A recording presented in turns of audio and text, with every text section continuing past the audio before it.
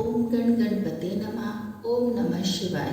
कर्पूरगौरम करुणावतारम संसार सारम भुजगेंद्रहारम सदा वसंतम हृदयारविंदे भवम भवामी सहितम नमामि। सभी शिव भक्तों को सावन माह की हार्दिक शुभकामनाएं। मेरे चैनल पर आप सभी का हार्दिक स्वागत है। आज हम सावन मास महात्म्य के 7वें अध्याय का पाठ करेंगे, जिसमें मंगलवार व्रत कथा के विषय में बताया गया है।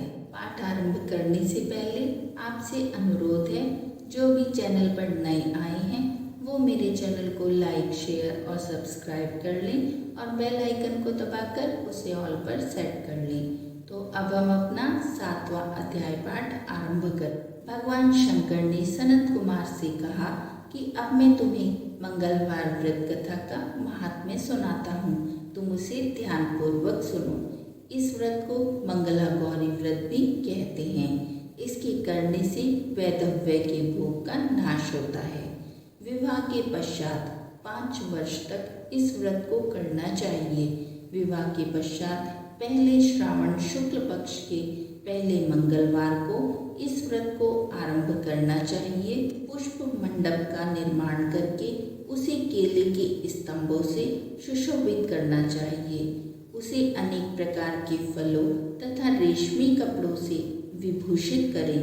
मंडप में देवी की सोने की प्रतिमा अथवा किसी अन्य धातु की प्रतिमा बनवाकर स्थापित करनी चाहिए। उस प्रतिमा में मंगला गौरी का षोडश उपचारों से, 16 दुर्वा दलों से, 16 चिड़चिड़ा दलों से, 16 चावल तथा 16 चने की दाल के दानों से अर्चना करनी चाहिए। 16 बत्तियों वाले दीपक या 16 दीपक जलाकर भक्तिपूर्वक दही तथा चावलों का नैवेद्य अर्पण करना चाहिए। देवी के निकट सिल लोढ़ा रखना चाहिए। इस तरह विवाह उपरांत 5 वर्ष तक व्रत करना चाहिए। 5 वर्ष पश्चात उद्यापन करके माता को बायना देना चाहिए। अब मैं तुम्हें बायने के बारे में बताता हूँ। मंगला गौरी की एक पल सोने की प्रतिमा या अपनी सामर्थ्य के अनुसार सोने की प्रतिमा बनवाएं। अपनी सामर्थ्य के अनुसार सोने अथवा चांदी से निर्मित घड़े को चावलों से भरें। किसी अन्य धातु का घड़ा भी ले सकते हैं। उसके ऊपर पहनने के वस्त्र, साड़ी, ब्लाउज आदि रखें। उसके ऊपर मंगला गौरी की प्रतिमा रखें। देवी के समीप सिल लोढ़ा रखें। सिल लोढ़ा सोने या चांदी का होना चाहिए। इस प्रकार माता के लिए बायना देना चाहिए। इसके बाद 16 सुहागन ब्रह्मणियों को भोजन कराना चाहिए। इस प्रकार व्रत करने मात्र से 7 जन्म तक सौभाग्य अटल रहता है। ब्रह्मपुत्र सनत कुमार ने भगवान शंकर से पूछा, इस व्रत को पहले किसने किया और उसका क्या फल मिलता है? भगवान शंकर ने बताया, पूर्व काल में कुरु देश में शुद्धकीर्ति नामक राजा राज्य करता था। वह शास्त्रों का ज्ञाता था। उसका कोई भी शत्रु नहीं था। वह 64 कलाओं का ज्ञाता, धनुर्विद्या में निपुण था। उसे सब प्रकार का सुख था, परंतु उसकी कोई संतान नहीं थी। इसी कारण वह दुखी रहता था। उसने संतान के लिए देवी की आराधना की। एक दिन देवी ने उसकी आराधना से प्रसन्न होकर उसे साक्षात दर्शन दिए और उससे वर मांगने के लिए कहा। शुद्धकीर्ति ने देवी से एक पुत्र की मांग की। राजा के वचनों को सुनकर देवी मुस्कुराई। देवी बोली, हे राजन, तुमने एक दुर्लभ वस्तु की याचना की है, फिर भी मैं तुमको पुत्र अवश्य दूंगी। तुम्हें एक गुणवान पुत्र प्राप्त होगा, परंतु उसकी आयु 16 वर्ष की है। हाँ, यदि एक सुंदर तथा विद्याविहीन पुत्र चाहिए तो वह बहुत समय तक जीवित रहेगा। अब बताओ, तुम्हें कैसा पुत्र चाहिए? राजा ने अपनी रानी से विचार विमर्श करके गुणी पुत्र की मांग की। देवी ने कहा कि हे राजन, मेरे मंदिर के मुख्य द्वार पर आम का जो पेड़ है उसका एक आम तोड़कर ले जाओ और उसे रानी को खिला दो, तुम्हारी इच्छा पूर्ण अवश्य होगी। राजा ने देवी के आज्ञा अनुसार रानी को आम्रफल ले जाकर खिला दिया। 10वें महीने में रानी को एक सुंदर पुत्र प्राप्त हुआ। हर्ष शोक से संपन्न राजा ने राजकुमार का जात कर्म आदि संस्कार कर दिए। राजा ने राजकुमार का नाम चिरायु रखा। राजकुमार चांद की तरह बढ़ने लगा। अब वह 15 साल का गुणी संपन्न और सुंदर बालक हो गया। राजकुमार का 16वां साल शुरू हुआ तो राजा रानी को चिंता होने लगी। राजा ने सोचा कि यह पुत्र बड़े ही कष्टों से हमें प्राप्त हुआ है, मैं इसकी मृत्यु अपनी आंखों के सामने कैसे देखूंगा। यह सोचकर राजा ने राजकुमार चिरायु को उसके मामा के साथ काशी भेजने का निश्चय किया। रानी ने अपने भाई से कहा कि तुम कार्पटिक का वेश धारण करके राजकुमार चिरायु को काशी ले जाओ। मैंने इसके जन्म से पूर्व भगवान मृत्युंजय से प्रार्थना भी की कि हे विश्वदेव, पुत्र की प्राप्ति पर जगतपति की यात्रा के लिए भेजूंगी, इसीलिए तुम इसे काशी ले जाओ। इसकी रक्षा का भार अब तुम्हारे कंधों पर है। अपनी बहन की आज्ञा मानकर वह राजकुमार चिरायु को काशी ले गया। कई दिन की यात्रा के बाद वे आनंद नगर पहुँचे। आनंद नगर के राजा का नाम वीरसेन था। राजा के सर्वगुण संपन्न रूप लावण्य वाली मंगला गौरी नाम की राजकुमारी थी। उस समय वह राजकुमारी सखियों सहित बगीचे में खेल रही थी। उसी समय वहां चिरायु और उसका मामा पहुंचे। वे दोनों बालिकाओं की क्रीड़ा देखने के लिए वहां रुक गए। राजकुमारी की सहेलियों में से एक सहेली ने क्रोध से भरकर राजकुमार चिरायु को अपशब्द कहे। राजकुमारी ने अपनी सहेलियों से कहा कि हे सखी, तुम दुर्वचन क्यों कह रही हो। मेरे साथ अयोग्य वाणी बोलने वाली कोई भी नहीं है। देखो, मंगला गौरी के प्रसाद और मंगला गौरी व्रत के प्रभाव से मेरे हाथ से जिसके माथे पर चावल गिर जाए, उसके साथ मेरा विवाह हो जाने पर यदि वह अल्पायु वाला है तो भी चिरायु हो जाएगा।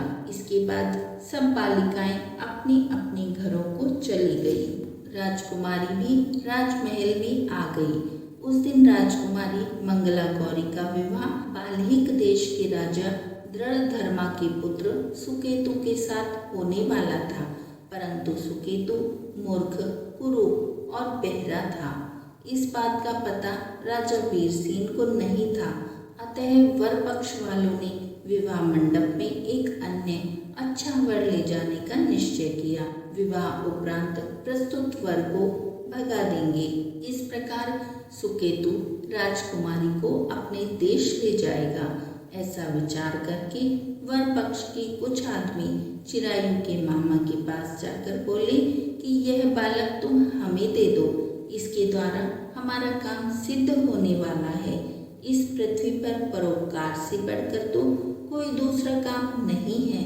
उन आदमियों की बात सुनकर राजकुमार चिरायु का मामा राजी हो गया, क्योंकि वह बगीचे में मंगला गौरी की बात को सुन चुका था।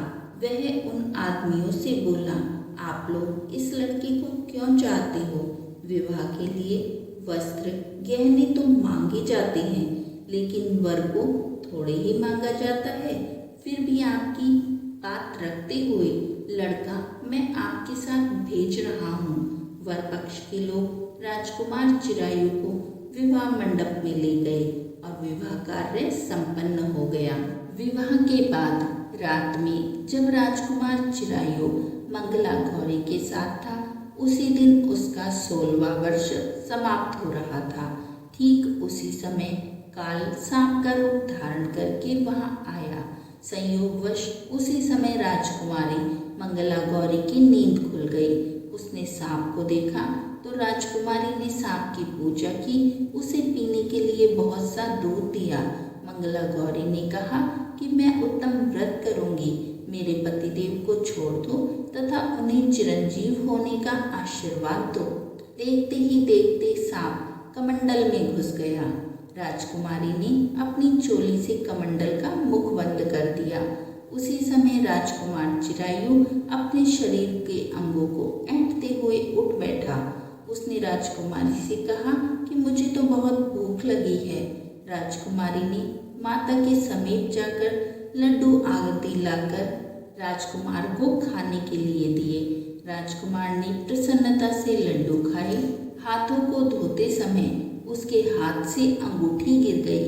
वह पान खाकर फिर सो गया। राजकुमारी कमंडल में बंद सर्प को बाहर फेंकने गई, लेकिन विधि के विधान से बाहर जाने पर चमकते हार की कांति देखकर वह चकित रह गई। उसने हार को अपने गले में पहन लिया। कुछ रात शेष रहने पर चिरायु का मामा उसे ले गया। चिरायु के जाने के बाद वर पक्ष के लोग सुकेतु को लेकर आए। मंगला गौरी ने सुकेतु को देखा तो वह बोली कि यह मेरा पति नहीं है। सभी बाराती कहने लगी कि हे शुभे, यह तुम क्या कह रही हो? यदि कोई पहचान हो तो बताओ। इस पर मंगला गौरी ने कहा कि रात को मेरे पति ने मुझे जो जड़ाऊ हार दिया है, उस हार के रत्नों की सुंदरता के बारे में यह बताएं।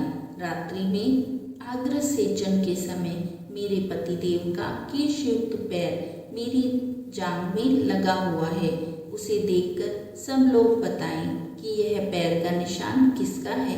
रात्रि के समय जो बातचीत हम दोनों के बीच हुई थी और जो भोजन हमने किया था, उसके बारे में ये बताएं। सुकेतु मंगला गौरी के एक भी प्रश्न का उत्तर न दे सका।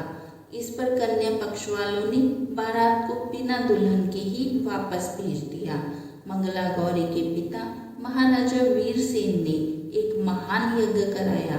उसे यह भी पता चल गया कि वर पक्ष वालों ने अपने कुरूप राजकुमार के स्थान पर किसी अन्य सुंदर युवक को विवाह मंडप में बिठाया था और उस अनजान युवक के साथ मंगला गौरी का विवाह हुआ था।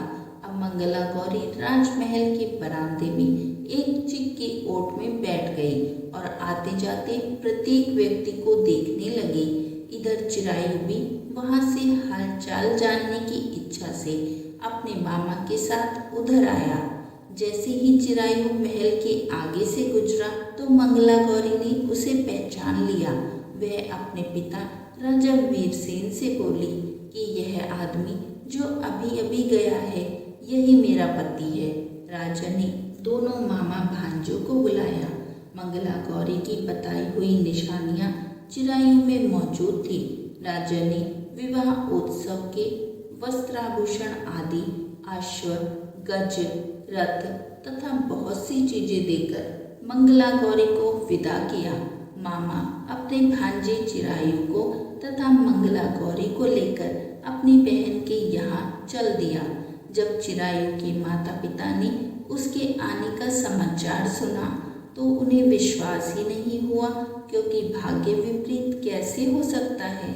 इसी बीच चिरायु अपने माता पिता के पास पहुंच गया और उनके चरण स्पर्श किए। पुत्रवधू को सास ने अपनी गोदी में बैठाकर सब बातें पूछी। मंगला गौरी ने उनको व्रत महात्म्य तथा पिछला समस्त घटनाक्रम बतलाया। मंगला गौरी के कारण ही तभी से यह व्रत मंगला गौरी के नाम से प्रसिद्ध हुआ।